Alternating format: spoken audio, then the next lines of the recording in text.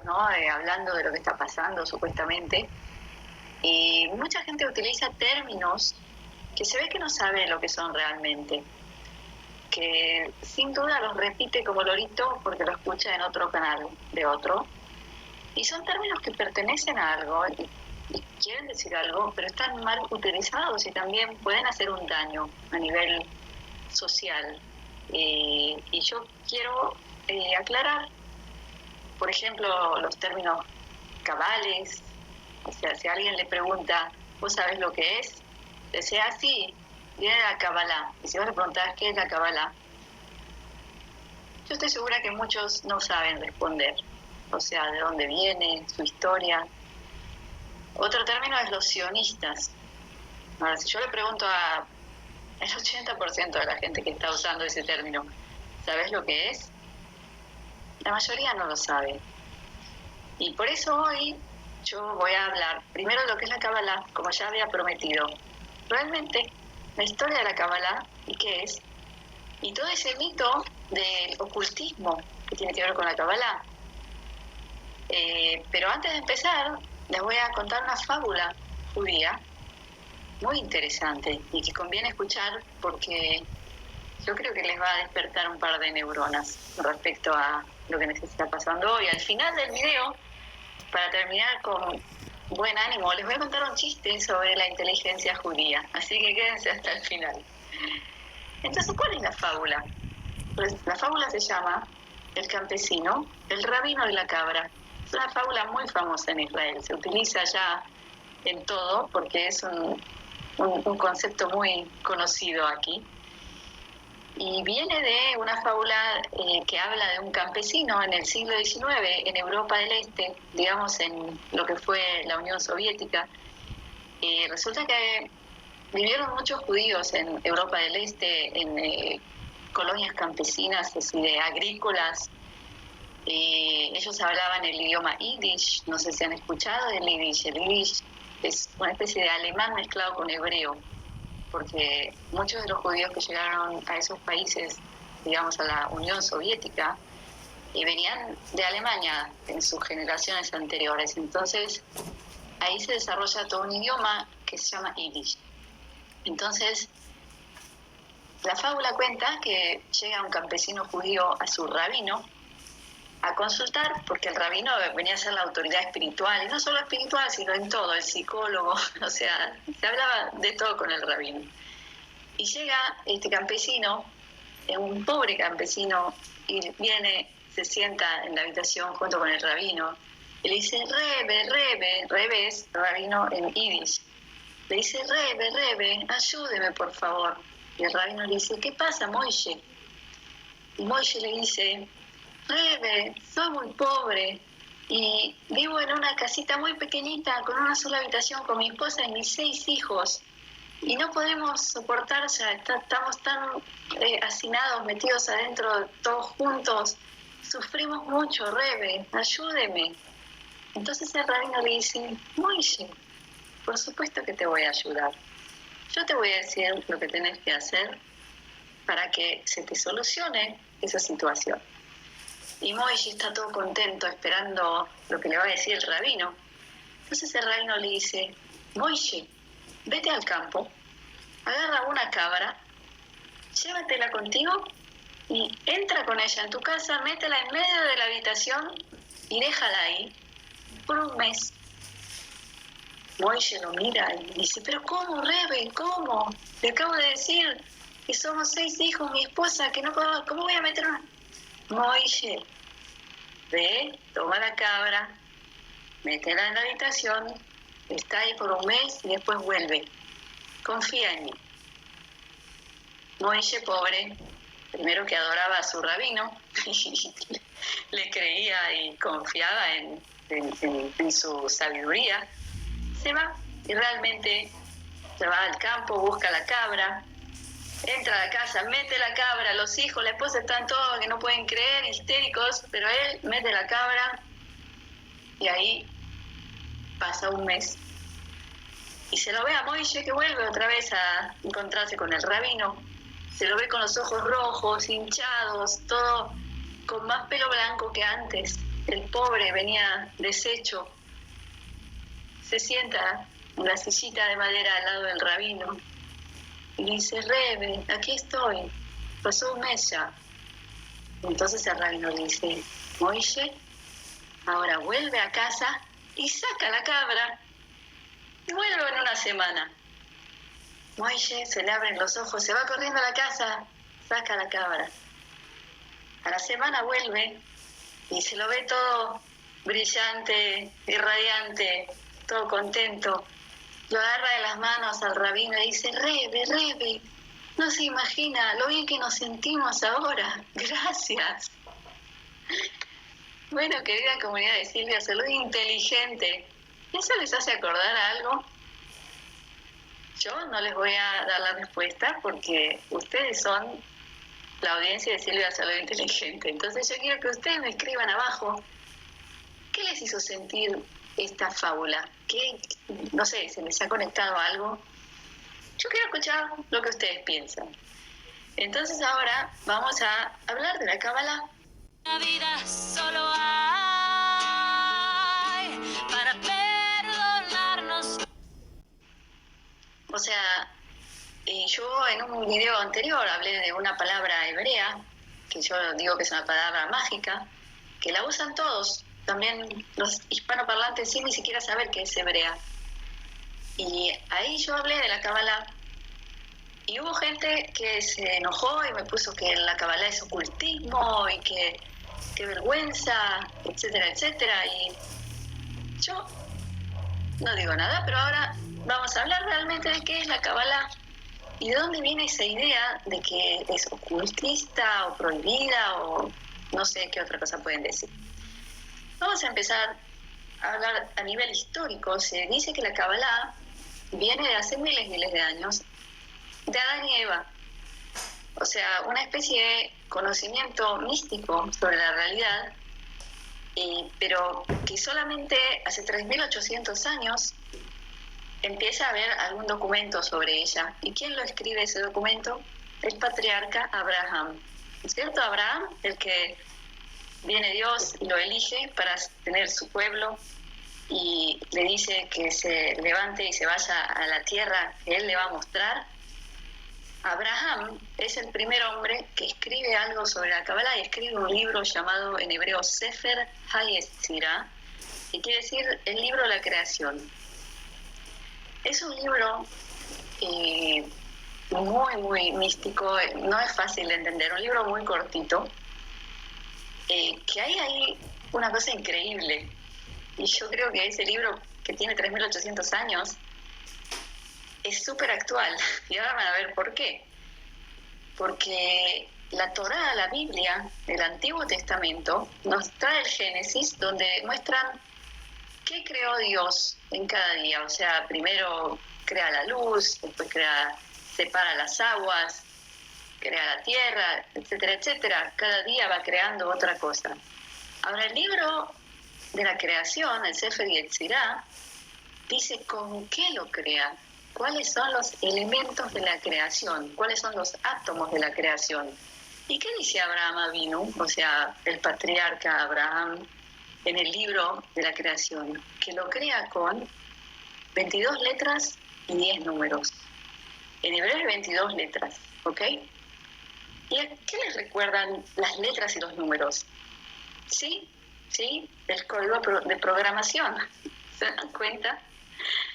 Y ahí empieza uno de los aspectos más fuertes de la Cábala, que es el análisis del texto bíblico de acuerdo a sus letras y su valor numerológico. Así que la Cábala, claro, es un aspecto que analiza el texto de acuerdo a lo que representa, o digamos, cada letra hebrea viene a ser símbolo de algo. Entonces, de acuerdo a esos símbolos, se empieza a sacar maravillas de la Biblia.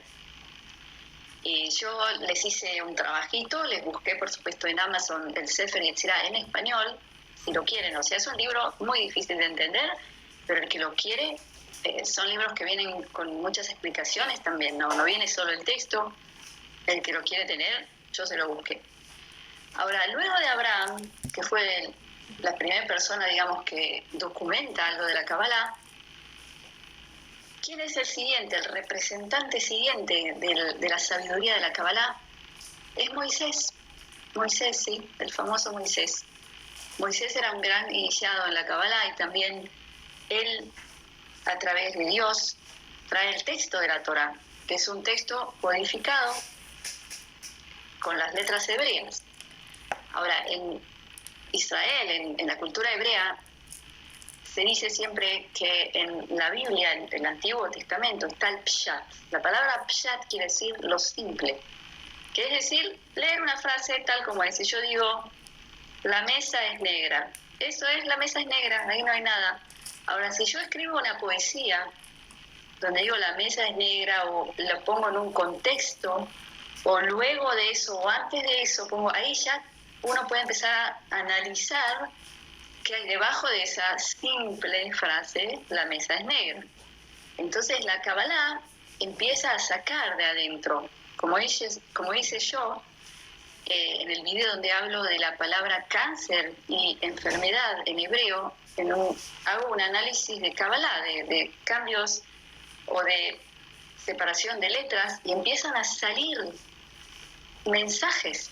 Esa es la maravilla que tiene la Kabbalah, que empiezan a salir mensajes y más mensajes y más mensajes dentro de lo que es una frase que uno la puede leer también de una forma bastante simple. Y por supuesto que todo eso se pierde cuando uno traduce, porque la Kabbalah se puede analizar a nivel de letras, números, solo en hebreo. Por eso es que yo recomiendo tanto aprender el hebreo. Al que realmente adora la Biblia, la tiene que leer en hebreo. Y les pongo, como siempre, el link abajo de la academia que yo recomiendo, que se puede estudiar online con profesores de Israel en habla hispana, porque tienen un curso de hebreo bíblico donde se aprende a leer la Biblia en hebreo. Entonces Moisés trajo la Torá a través de Dios y fue el segundo representante fuerte a nivel de traernos un documento, que es la Torá, la Biblia. Y ahora les voy a decir una cosa muy revolucionaria. ¿Quién es el siguiente gran maestro de Kabbalah? Y ahí se lo digo esto a esa gente que a veces se enoja conmigo porque yo hablo de la Kabbalah y me dicen ocultismo, etcétera, etcétera. Que mucha de esa gente, yo sé que es cristiana, católica. ¿Saben quién es el siguiente gran maestro de Kabbalah? Jesucristo, Yoshua. El que no se acuerda, Jesucristo, Yoshua, era judío. No solo eso, sino que era experto en Torah, era experto en Biblia, estudió con rabinos. ¿Y cómo creen que él hizo todos los milagros que hizo? Él era un gran conocedor de la Kabbalah. Y la Kabbalah no tiene nada de malo. Lo que ocurre, ¿de dónde viene este tema del ocultismo? Que en la cultura hebrea, desde miles de años, se dice que para estudiar Kabbalah hay que llegar a tener por lo menos 40 años de edad, estar casado con hijos, con un trabajo fijo, porque uno necesita como una base, una raíz, porque la Kabbalah te va a llevar a entrar en temas muy esotéricos y te va a hacer llegar a pensar en cosas tan profundas que te puede llegar a sacudir, y necesitas eso que te devuelva abajo, a la tierra. Ahora, la Kabbalah trata de cómo Dios crea el mundo, o sea, llega a lugares donde entiende el mecanismo de la creación. Entonces, la pregunta que yo les hago a ustedes, o sea, si la Kabbalah es una herramienta para hacer algo, ella no tiene la culpa del uso que se hace, porque la herramienta es pura, es un arte perfecto, maravilloso. Ahora, si alguien, un ser humano imperfecto, la quiere usar para algo, digamos, malo, la culpa no la tiene la Kabbalah. Así es. Así como Jesucristo sabía calmar una tormenta, sabía curar a alguien. Otra persona que, me imagino que si alguien utiliza la Kabbalah para algo malo, se ve que no entendió la Kabbalah y se ve que no es una persona de fe, porque si entendiera profundamente, sabría que hacer un mal es hacerse un mal a uno mismo. Entonces, está claro que esa persona no entiende de Kabbalah. Entonces, sigamos con la historia de la Kabbalah. ¿Qué ocurre en el año 130 después de Cristo, en la tierra de Israel, en el monte Merón? Un rabino escribe un libro muy famoso que se llama Zohar. Quiere decir resplendor, brillo, resplandor. Y ese es el libro más famoso de la Kabbalah. Es un libro que lo escribe en arameo. Y este rabino se llama Shimon Bar Yochai. Shimon Bar Yochai es el rabino que se dice que lo escribió. O sea, sobre este tema de quién escribió el Zohar, se hablan de muchas teorías, pero la teoría que más se acepta es esa. Ahora, ese libro en un momento desaparece. ¿Y qué ocurre? Que luego en España, en el siglo XIII, en el 1250, Moisés de León, otro rabino, encuentra los manuscritos. Porque, ¿qué es lo que ocurre?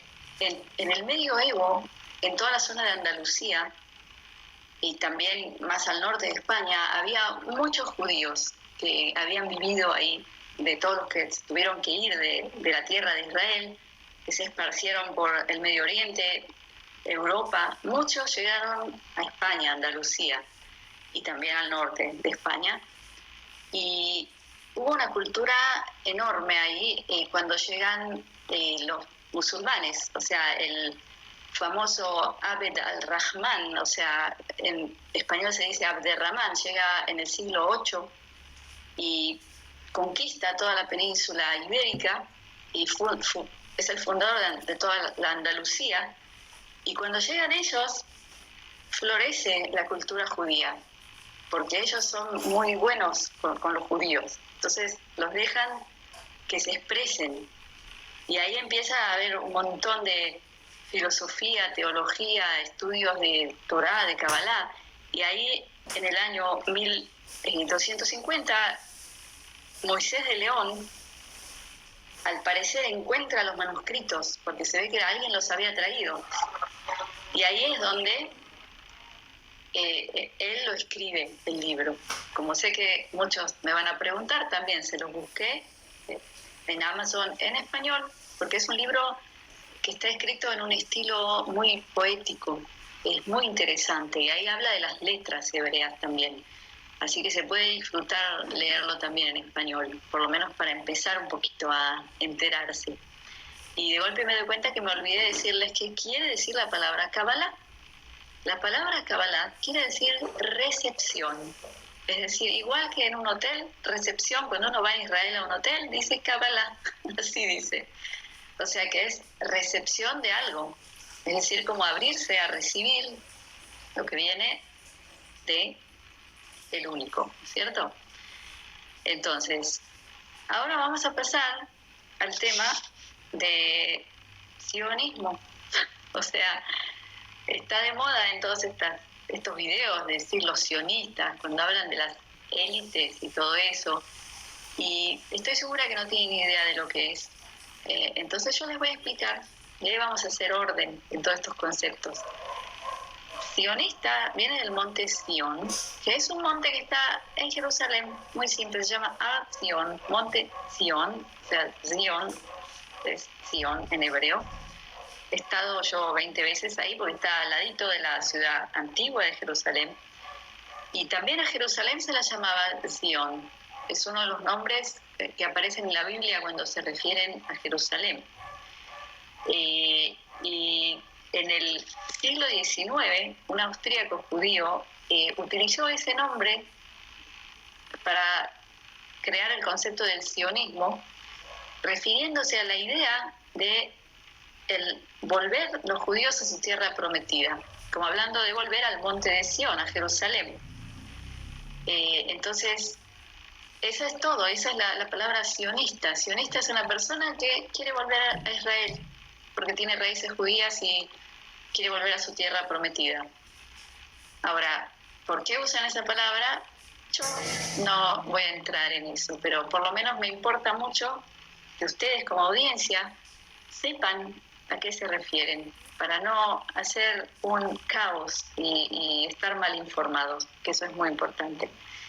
Entonces, para terminar este video, tal como les conté, ya que hablamos del judaísmo y estamos en el canal de Silvia Salud Inteligente, les voy a contar un chiste, un cuento gracioso sobre inteligencia judía. Resulta que a principios del siglo XX, también volvemos a la antigua Rusia, un judío se sube al tren transibérico. Saben que está Siberia, ¿cierto? En la antigua Unión Soviética es un desierto enorme, y hay un tren que pasa a través de toda Siberia, que son días y días que va ese tren, tan largo que es. Y este judío viejito se sube al tren, todo flaquito, y se sienta. Y frente a él está sentado un señor bien robusto, así se ve, un señor adinerado. Ahora el judío iba con un paquetito de papel, con un pescadito seco, salado. Eso era lo que tenía de comer. Eso es un típico alimento de los judíos de Europa del Este. Y el señor de enfrente iba con una canasta así de grande, llena de comida, de todo tipo, panes, quesos, salchichas, pollo, huevos, de todo tenía, vino. Y el señor abre y empieza a comer. Y come, y come. Y el judío chiquitito ahí adelante del viejito mira ese pescadito que tiene, lo mira a él. Y mientras el señor adinerado comía, lo miraba al judío y le dice: ustedes los judíos son inteligentes, la verdad que sí. Y dígame usted, ¿cuál es el secreto para su inteligencia? ¿Cómo es que son tan inteligentes? El judío, calladito, piensa, mira así, me lo mira a él, mira para abajo, empieza a comer un poquito el pescadito y le dice: no le puedo contar, señor, es un secreto. Y el otro lo mira y le dice, se le abren los ojos, y: pero ¿cómo no me va a contar? Cuénteme, cuénteme. Entonces el judío le dice: bueno, usted me cae bien, pero no le diga a nadie. El secreto es este pescadito. Pescado seco y salado es lo que nos hace tan inteligentes. Entonces el señor adinerado lo mira el pescado y dice: ay, deme un poco. Y dice: no, esto es muy valioso, señor, no se puede. Entonces el otro le dice: ¿sabe qué? Tome toda esta canasta. Usted deme el pescado, yo le doy todo esto. Entonces el judío le dice: bueno, le da.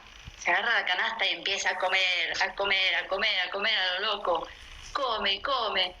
Y el señor de enfrente agarra el pescado y empieza a morderlo, así medio duro, seco, lo muerde.